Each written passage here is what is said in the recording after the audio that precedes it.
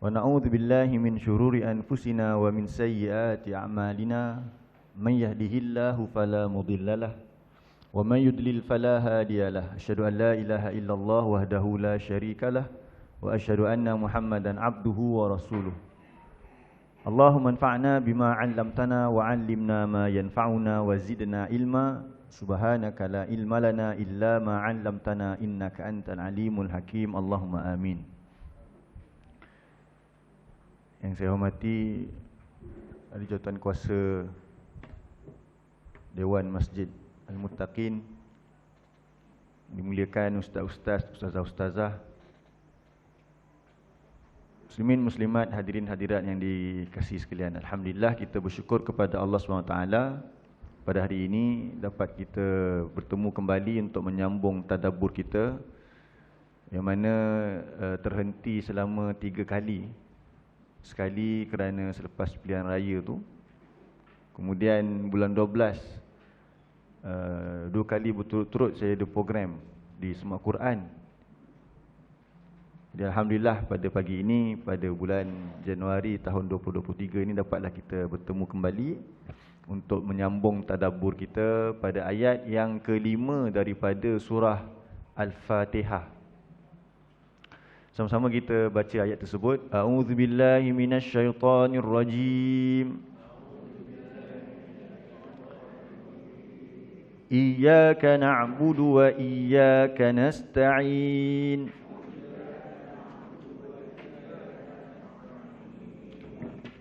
Jadi apa maksud iyyaka?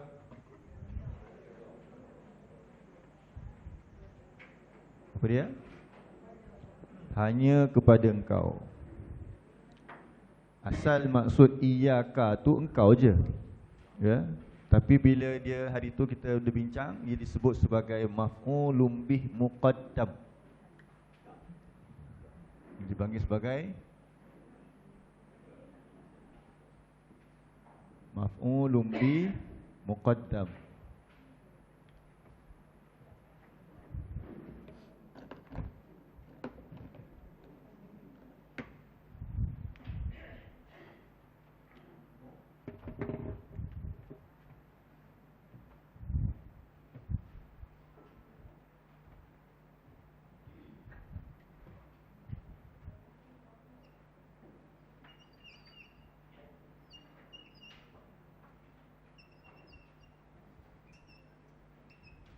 Kalau sebahagian kita ni kan, tuan muslimin muslimat ada belajar bahasa Arab, maf'ulun bih ni objek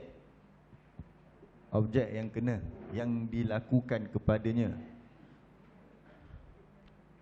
Betul ke kalau saya tidak silap, kalau dulu tuan-tuan puan-puan belajar benda ni, maksud dia bangun kena buat betul? Itu maf'ulun bih. Jadi iyyaka ni dia bawa ke depan, sepatutnya maf'ulun bih duduk belakang. Sepatutnya dia duduk macam mana ayat dia? Na'buduka. Ni kita ulang kaji sikitlah. Asalnya begini, kami mengabdikan diri. Baik, na'budu ni maksudnya kami mengabdikan diri ka akan engkau. Tapi ka ni dia dibawa ke depan. Dibawa ke depan tu bahasa Arab panggil muqaddam, diawalkan. Jadi disebabkan ia diawalkan, dia jadi tujuan dia lah untuk nak mengkhususkan. Sebab tu dari segi terjemahan kena tambah hanya. Hanya kepada engkau. Sebab tu secara basic dia, kalau tuan-tuan belajar bahasa Arab terjemahan ni, betul tak? Dulu tuan-tuan belajar, terjemah dia ialah akan engkau kami abdikan diri. Kan? Dia mula dengan apa? Akan engkau. Akan tu maksudnya maf'ulun bih lah. Tapi sebabkan dia duduk dekat depan, kita kena tambah hanya. Hanya. Yang ni detail je kena dalam subjek nahwu lah. Saya cerita tadi ringkas saja. Untuk dicatat bagi yang dah belajar, kena ambil poin ni lah. Baik, hanya kepada engkau tu iyyaka na'budu maksudnya apa? Kita dah kata dari tadi, terjemahan dia pakai kami apa? Mengabdikan diri.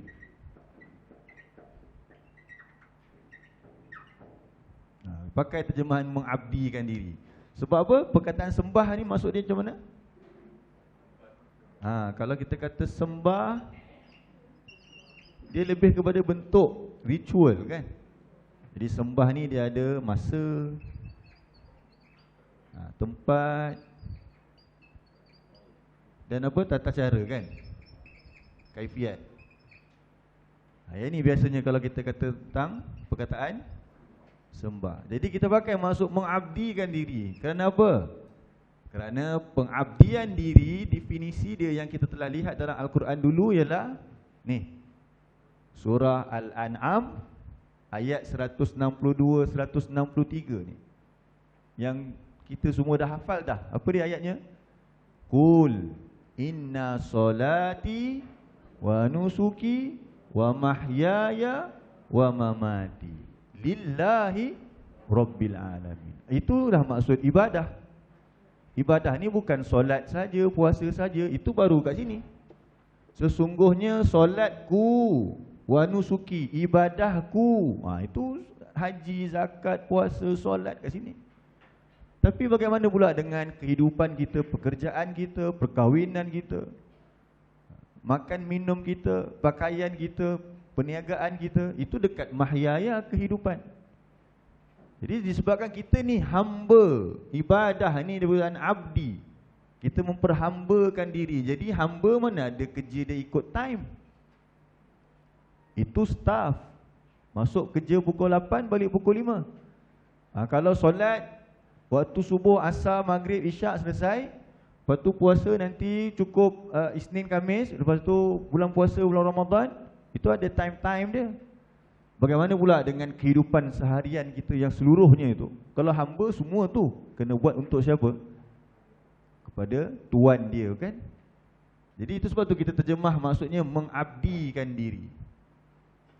Sebab apa? Sebab keseluruhan hidup, mahyaya, kehidupanku, sampailah mati, wa mamati.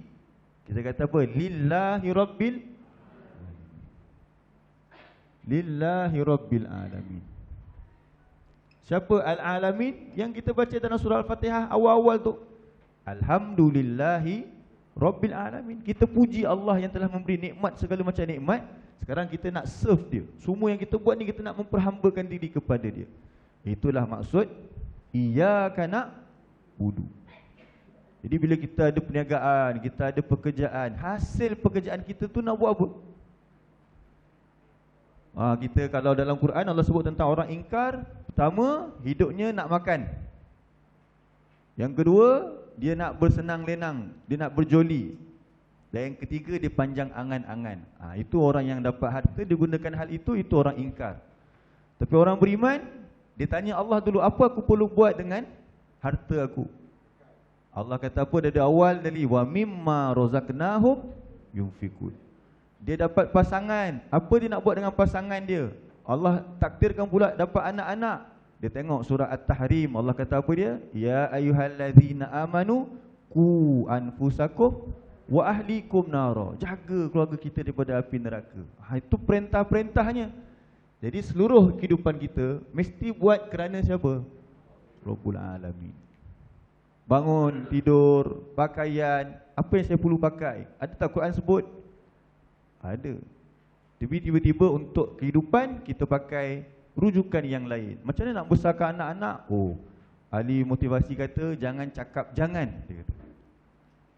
Kan sebahagian ni dia kata jangan cakap jangan, sebab jangan ni apa dia? Negative statement. Kalau budak-budak duk dicakap kat dia jangan, nanti dia tak membesar dengan baik. Itu kata sebahagian orang. Sekali kita buka surah Luqman, nasihat pertama Luqman kepada anak dia apa dia? Jangan syirikkan Allah. Quran benarkan pula pakai jangan. Kita kata jangan cakap jangan. Yang cakap jangan tu pun dia kata apa? Jangan cakap jangan. Dah payah dah jadinya. Baik, mahyaya kehidupan, wa mamati kematian. Itulah maksud ni iyyaka na'budu. Tak ada tempat lain kita tujukan peribadahan kita.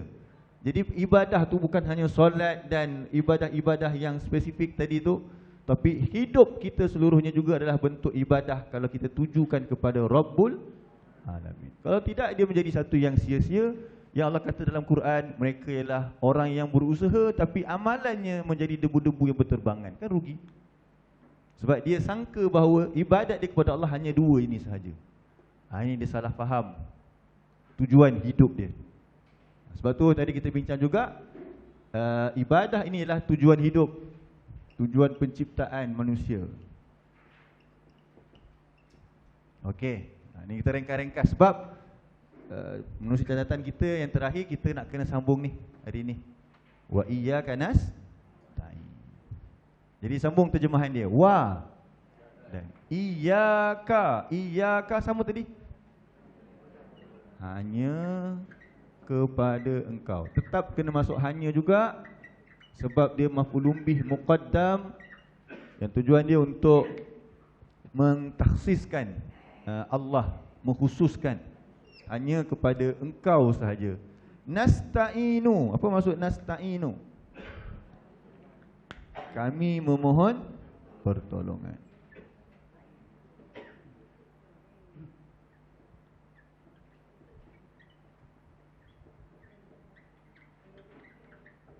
Okey.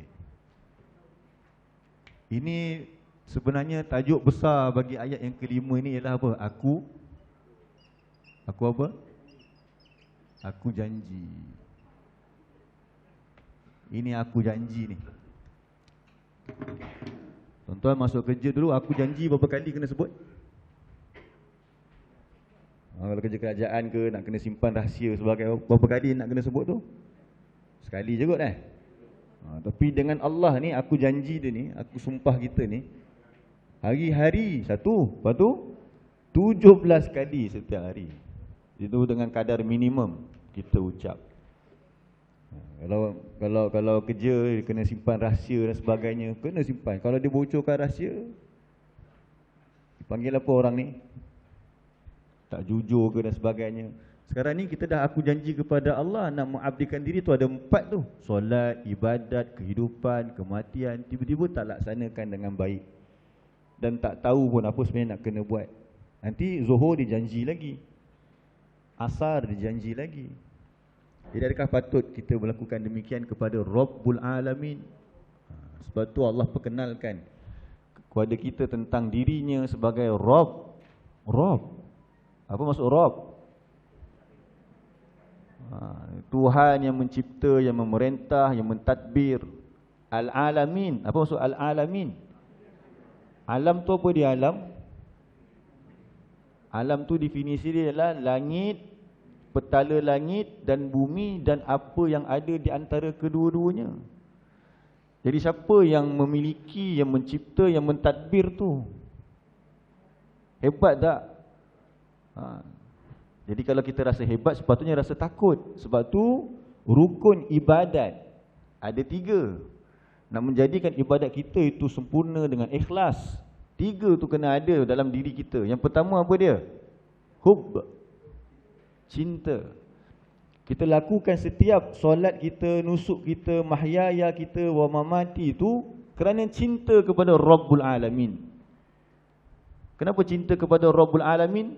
Sebab dia telah menghidupkan kita, dia telah menganugerahkan ibu dan ayah kita, telah memberikan kepada kita anak-anak, telah memberikan kita rezeki. Siapa yang telah banyak berjasa kepada diri kita dalam hidup ni? Ibu dan ayah. Kita sayang dia. Tapi siapa yang lebih lagi daripada itu? Allah. Jadi apa bukti kita cinta kepada Allah?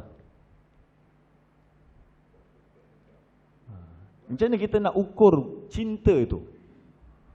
Tuan-tuan pernah bercinta?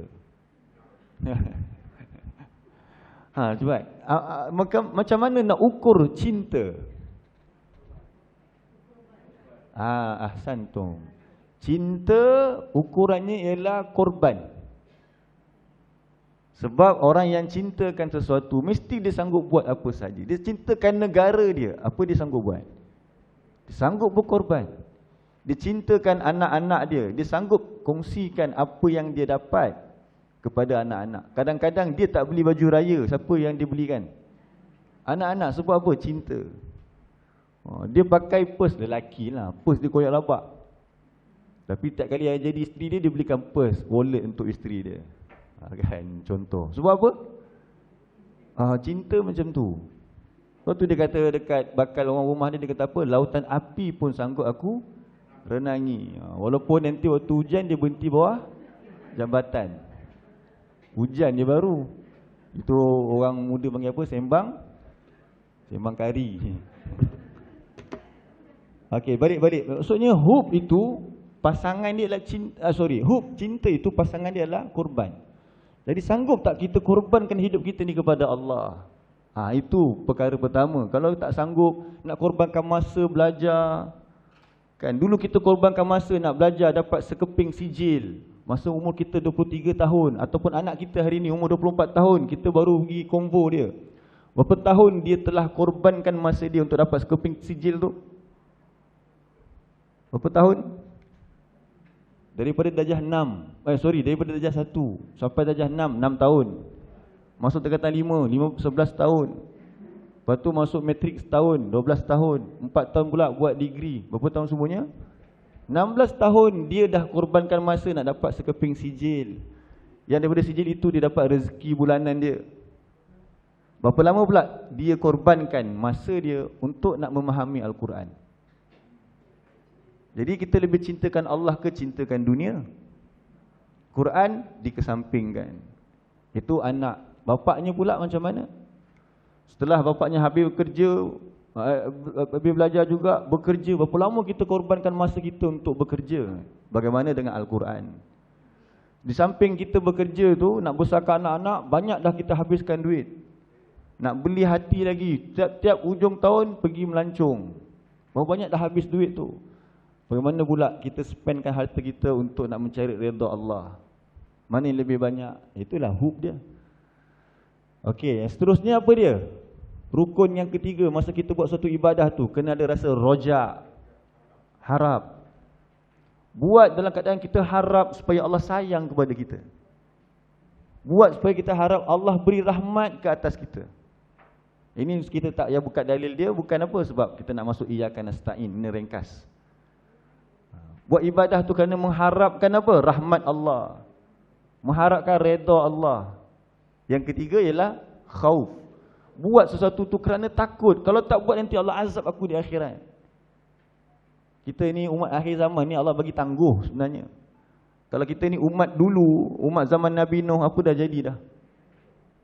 Dah dibinasakan. Tapi Bani Israel, kemudian umat Nabi Muhammad ini Allah bagi dia tangguh. Allah bagi dia nikmat, Allah bagi dia tangguh. Kelebihan apa dia? Tidak diazab, tidak dibinasakan. Yang kita kena ni sikit je, azabul adna, siksaan yang rendah, yang sikit. Jadi kena ada rasa takut. Di akhirat nanti Allah sediakan apa bagi ahli neraka? Kita dah belajar dah masa Maliki Yaumiddin. Jadi takut kepada Allah bukan tiba-tiba. Cinta kepada Allah bukan tiba-tiba. Mengharap hidup ni kepada Allah bukan tiba-tiba datang. Tetapi mesti menerusi ilmu. Apa sumber ilmunya? Al-Quran. Bukannya buku-buku yang orang tulis, yang selalu kita sebut Mastika contohnya kan. Tak nak pergi umrah sebab apa? Dia kata, ish, aku nak kena bayar hutang ni. Kang tak bayar hutang sekejap lagi kang, kubur penuh dengan air. Dia kata, kubur penuh dengan ular. Yelah, benda tu mungkin boleh berlaku, tapi dia baca kat mana tu yang banyak sangat kubur masuk ular, mayat, dulu lagi popular kan, mayat jadi kepala babi kan. Dulu, sekarang tak dengar dah. Sebab apa tak dengar? Sebab Mastika dah tak ada. Itu jawapan dia. Alhamdulillah sekarang banyak buka Quran. Tengok dalam Quran Allah cerita apa tentang orang yang nak mati ketika dia ingkar kepada Allah. Malaikat pukul dia. Dalam Quran ada cerita yang tu. Roh dia kena pukul. Begitulah. Baik, sekarang kita sambung. Hanya kepada Engkau kami mohon pertolongan. Ya Ji.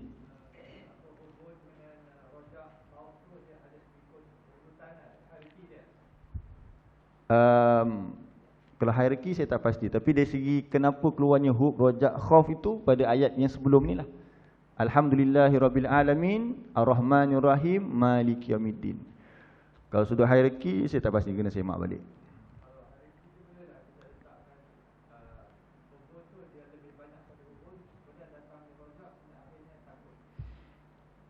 Wallahu alam. Sebabnya wallahu alam, itu saya tak dapat nak jawab. Tapi benda ni dia tak pasti je. Perkara ni yang kita faham, dia hadir daripada kefahaman kita pada ayat yang sebelum, daripada ayat yang ke-5 inilah, iaitu Alhamdulillahirabbil alamin. Kenapa hub ada kat situ? Sebab kita puji Allah yang mencipta sekalian alam, yang telah beri kita macam-macam nikmat. Kemudian Ar-Rahmanir Rahim, rahmat. Allah bagi rahmat kepada siapa? Orang beriman sahaja, iaitu berupa taufik. Jadi Allah tak bagi kepada sembarangan. Kalau dari sudut hierarki tu saya tak pasti dah nak jawab macam mana je. Kena tanya, nanti saya tanya ustaz, InsyaAllah. Okey, kita sambung. Wa iyyaka nasta'in. Apa maksud iyyaka tadi? Hanya kepada engkau. Nasta'in, kami mohon pertolongan. Okey, sekarang ni kalau kita perasan, memohon pertolongan ni dipanggil isti'anah. Bahasa Arab dipanggil apa? Isti'anah.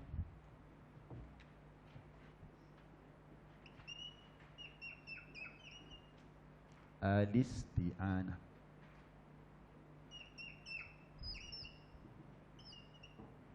Ada yang ngilu tak? Takut ada yang ngilu. Isti'anah ini juga salah satu bentuk ibadah. Mohon pertolongan. Yalah, kalau setakat minta tolong nak buat teh tarik ke apa, itu lain. Ini mohon pertolongan dalam untuk kehidupan kita yang orang lain tak boleh nak tolong kita. Jadi hanya kepada siapa kita boleh mohon pertolongan? Kalau hanya kepada Allah, maksudnya itu ibadah. Itu ibadah tak? Ibadah. Jadi perasan tak kita, ayat ini dia macam berulang. Iyyaka nasta'in itu dia berulang. Kenapa berulang? Sebab apa berulang? Faham tak? Bukankah tadi kita dah sebut nak budu? Nak budu ni kan ibadah kan? Jadi ibadah ni solat, ibadat-ibadat yang lain, tata cara yang lain, kehidupan, kematian. Jadi bukankah memohon pertolongan juga termasuk ibadah? Ada tak dalam solat kita mohon pertolongan? Atau dalam ibadah yang khusus sendiri kita berdoa tu, nusuk, kan, solat hajat dan sebagainya, kita mohon pertolongan kepada Allah. Jadi benda ni berulang tak? Sepatutnya kalaulah kita tak sebut ni, dah sempurna tak maksud dia? Dah merangkumi belum nasta'in dalam nak budu? Cuba faham konteks yang saya sebut ni. Faham tak? Apa yang kita cuba highlightkan ini, perkataan nasta'in ni sepatutnya dia dah masuk, terkandung dalam nak budu. Nampak tak? Kenapa kita kata demikian?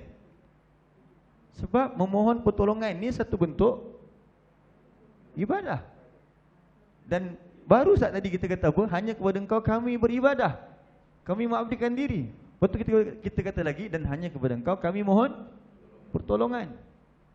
Jadi maksudnya bila kita sebut ibadah tadi kat sini, ni ibadah ni terkandunglah dalam dua ni lebih kurang, ataupun dalam kehidupan kita memohon pertolongan kepada Allah kan. Jadi dia termasuk saya ibadah. Jadi sepatutnya yang ni tak payah sebutlah. Betul? Tapi praktikalnya kita sebut. Benda ni biasa. Contoh, macam dulu kita kata ikut SOP. Selalu kita hantar pesanan, dalam pesanan-pesanan kita, tuan-tuan perempuan, jangan lupa patuhi SOP. Lepas tu kita tulis apa yang paling penting sekali? Pakai mask. Itu yang paling selalu orang sebut. Betul tak? Bukankah pakai mask juga termasuk SOP? Jadi kenapa kita dah pesan dah ikut SOP, kita pesan lagi pakai mask? Apa sebab?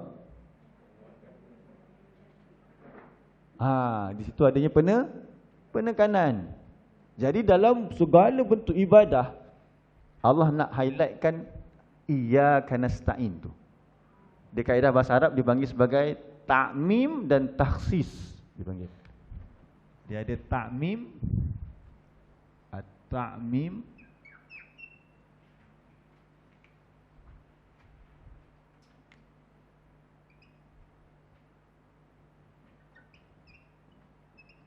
wa takhsis.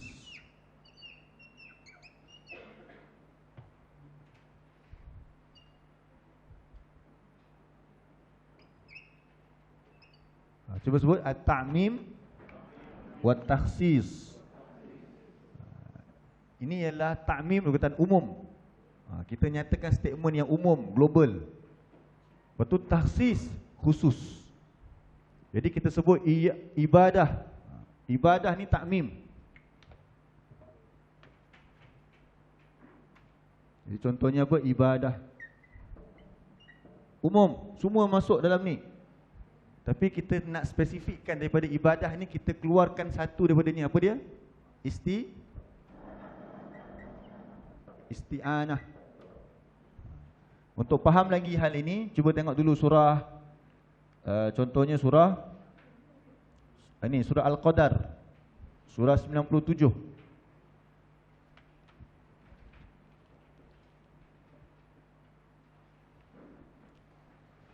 Surah 97 ayat yang keempat.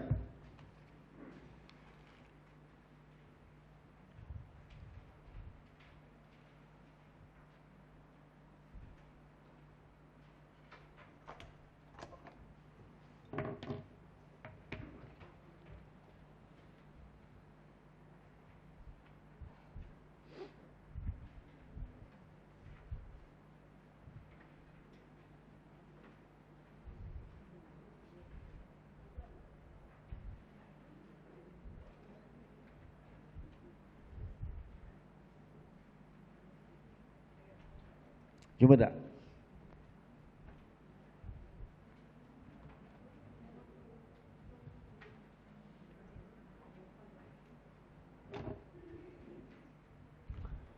Allah sebut apa dalam ayat yang keempat surah Al-Qadar, surah yang ke-97, muka surat 598.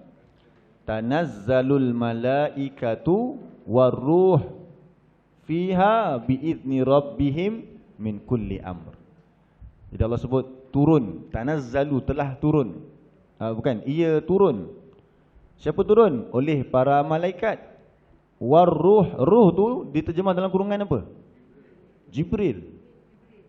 Nampak tak kat sini juga ada apa? Ada takmim dengan takhsis. Mana yang takmim? Takmim tu umum.